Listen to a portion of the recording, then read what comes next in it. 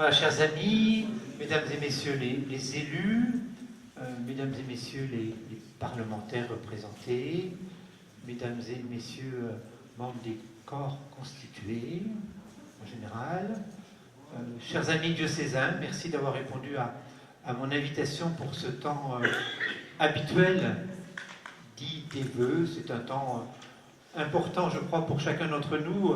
Ça nous permet, habitants de notre diocèse de Besançon, pour les départements du Doubs et de la Haute-Saône, de se retrouver ce soir, tout simplement. C'est un temps de rencontre, un temps d'échange, un temps de convivialité, un temps où nous pouvons développer, retisser les liens qui sont les nôtres, et ça permet aussi peut-être de mieux nous connaître les uns et les autres, parce que nous sommes tous attachés à la même mission. C'est une mission que je pourrais peut-être simplement résumer en deux mots: servir tous ceux qui nous sont confiés. Servir tous ceux qui nous sont confiés dans les responsabilités que sont les nôtres. Et c'est vrai que, permettez-moi d'entendre aussi et de partager quelques réflexions. Dans l'ordre de la vie ensemble, nous mettons souvent au cœur de nos responsabilités l'intérêt général. Mais la doctrine sociale de l'Église nous invite sans doute à aller plus loin que cet intérêt général dans cette notion qu'on appelle le bien commun. Le bien commun qui dépasse l'intérêt général parce que c'est ce qui nous permet de favoriser l'unité et la communion au sein d'une institution, au sein d'un même groupe humain, et pour nous, bien sûr, au sein de l'Église et de notre diocèse de Besançon. Nous le savons, lorsque nous entrons dans une nouvelle année, nous avons aussi un regard sur les mois qui ont précédé, une année 2024 que je ne vais pas dérouler dans son ensemble parce que je pense qu'on serait encore là à minuit, mais simplement quelques éléments, je pense, qui ont frappé chacun d'entre nous. Encore une fois, je suis bien conscient que tout ceci pourrait être pour chacun d'entre nous largement développé, largement partagé. La première chose qui me vient à l'esprit, bien sûr, c'est les Jeux Olympiques et Paralympiques qui ont donné cet élan à notre pays dont nous avions peut-être sans doute besoin. Les performances des athlètes ont été saluées par le public présent sur les sites olympiques, mais aussi par tous ceux et celles qui les ont rejoints par les moyens numériques. Les cérémonies d'ouverture et de clôture ont été façonnées par une créativité artistique, nous l'avons reconnu, mais il est sans doute aussi regrettable que quelques scènes présentées n'aient pas été empreintes de retenue dans le respect des sensibilités de l'ensemble des citoyens français, et des croyants et incroyants ont été choqués par des représentations qui ont blessé les convictions respectables d'habitants de notre pays et d'ailleurs.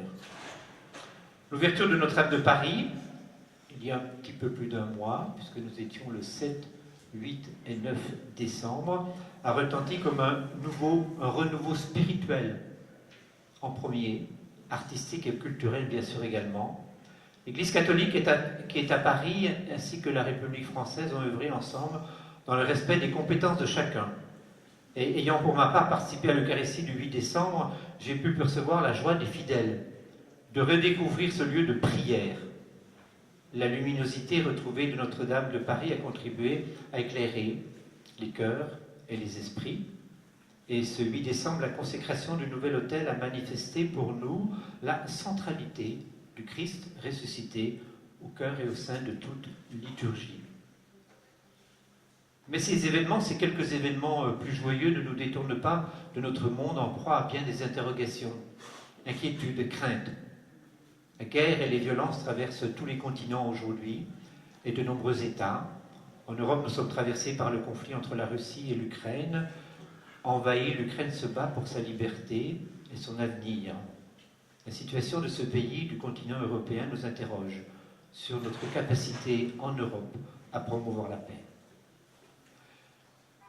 Comment non plus ne pas nous détourner vers cette terre que nous, croyants, appelons la terre sainte. Deux peuples vivent sur cette terre. Et les guerres de Gaza et du Liban ne permettent pas une coexistence pacifique.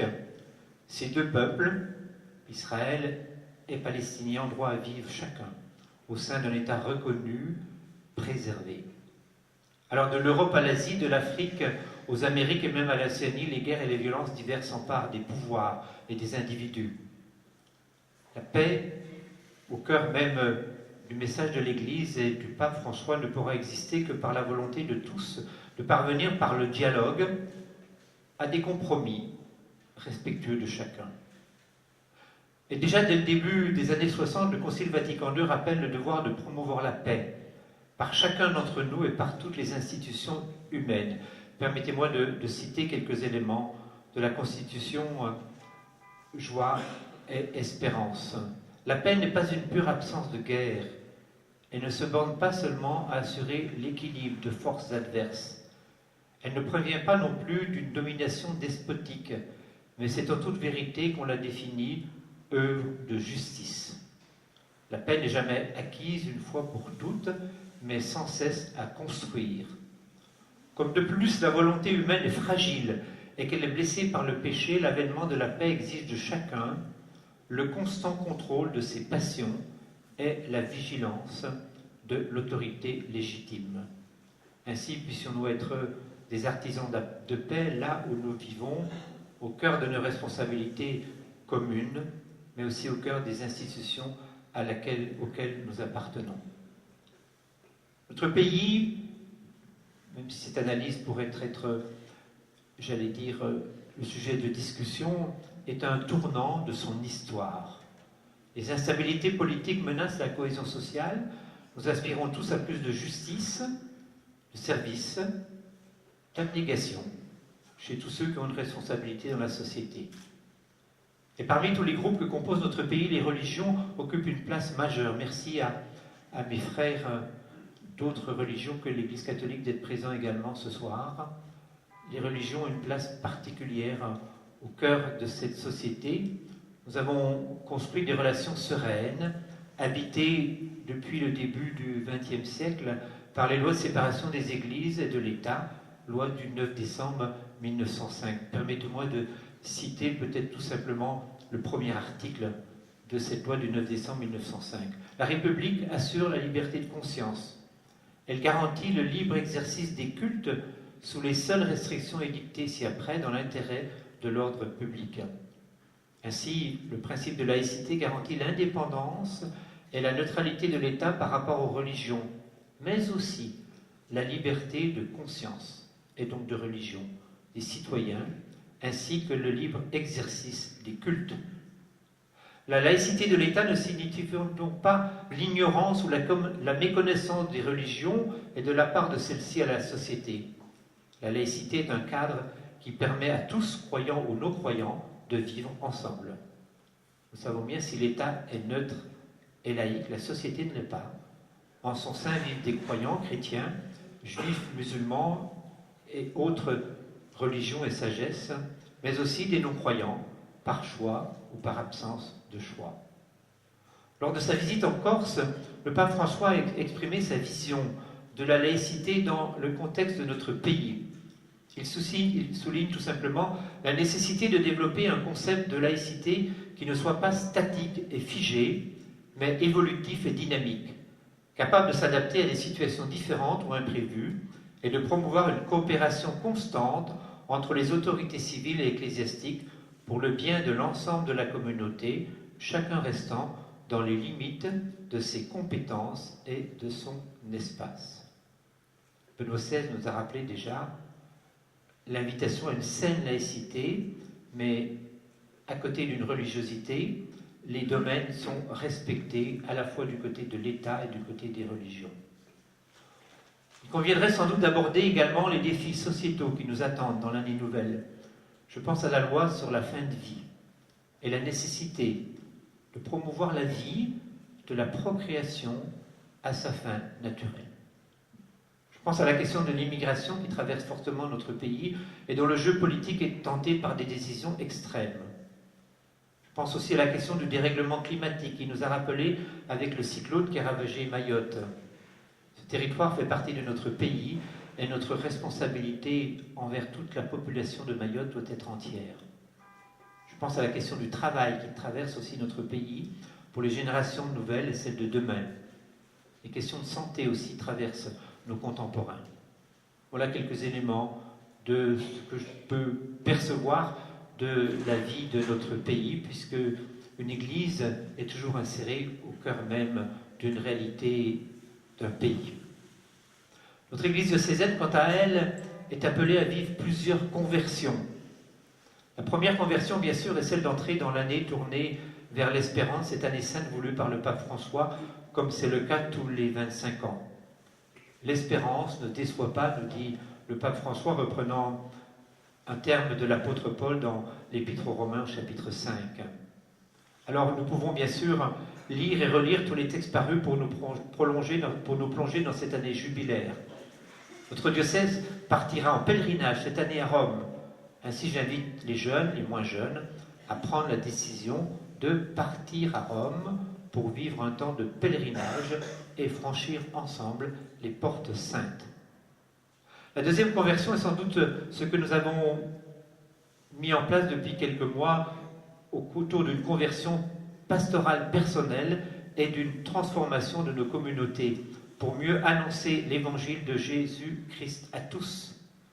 Et dans la lettre pastorale que j'ai publiée lors de notre fête diocésaine, j'explique tous les enjeux de cette conversion pastorale et le travail surtout sur l'avenir de nos territoires.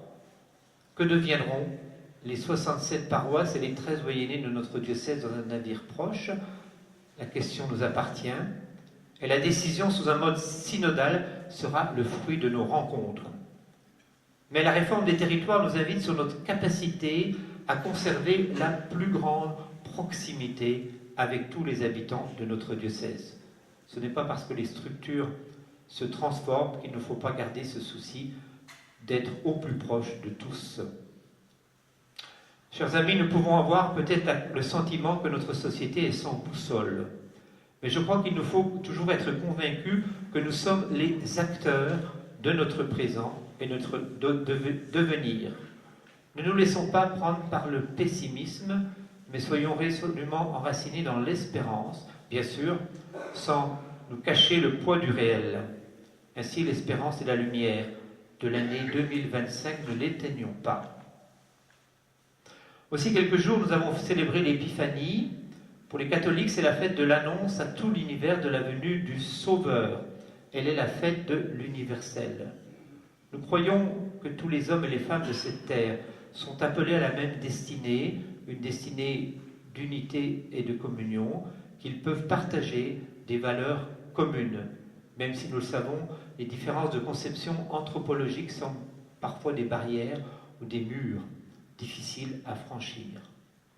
Permettez-moi de reprendre un dicton, une manière de s'exprimer qui me semble importante. Osons l'impensable, l'impossible, et cette maxime qui dit « c'était impossible, mais ils ne le savaient pas, alors ils l'ont fait ». Je remercie bien sûr tous les collaborateurs de notre diocèse, salariés ou bénévoles, tous ceux et celles qui font vivre les paroisses, les mouvements, les services, leurs responsables. Merci à vous tous d'être là. Merci à mes collaborateurs les plus proches. Permettez-moi de citer Christophe Bazin, vicaire général, Hélène Terbourrièche, délégué général, les membres du conseil épiscopal, les membres des autres conseils de l'évêque et du diocèse. Merci aux membres de la curie qui, dans la discrétion, assume sa responsabilité pour que notre diocèse puisse vivre la dimension pastorale qui est la sienne. Merci à ceux et celles qui font vivre nos maisons diocésaines. Nous aurons à accueillir au mois de mars un nouvel économe, comme vous le savez. Christelle Bressot a accepté d'être économe du diocèse de Besançon. Pour des raisons de son ancien emploi, elle ne peut pas arriver de suite, mais nous l'attendons avec beaucoup d'espérance. Je lui souhaite déjà la bienvenue. Merci à tous les ministres ordonnés, diacres et prêtres, aux laïcs en mission ecclésiale, aux délégués pastoraux, aux membres des équipes de coordination pastorale. Merci à tous les consacrés qui nous soutiennent par leur présence, leur activité et leur prière. Merci à tous ceux qui travaillent au bien commun au sein de toutes les institutions des 2 départements de la Haute-Saône et du Doubs.